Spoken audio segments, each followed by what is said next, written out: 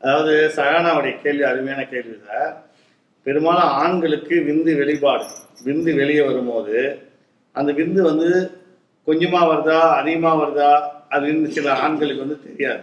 ஏன்னா அந்த விந்து எங்க போகுது அப்படின்னு பார்த்தீங்கன்னா, கணவன் மனைவி இல்லறத்தில் ஈடுபடும் போது அந்த பெண் உறுப்புல விந்துகள் போயிடுது. அப்போ அந்த விந்து எவ்வளோ வந்துச்சு, 1 ml 2 ml 3 ml இல்லை 5 ml எவ்வளோன்னு யாருக்குமே தெரியாது. அது எவ்வளோன்னு தெரிஞ்சுக்கணும் அப்படின்னு சொல்லி கமெண்ட்ல நம்ம சகானாட்ட கேள்வி கேட்குறாங்க. அருமையான கேள்வி, அதுக்கு உண்டான பதில் நான் சொல்ல கேளுங்க.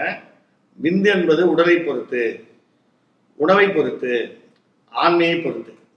விந்து என்பது உணவை பொறுத்து, உடலை பொறுத்து, ஆன்ம சக்தியை பொறுத்து தான் விந்தினுடைய அளவே வரும்.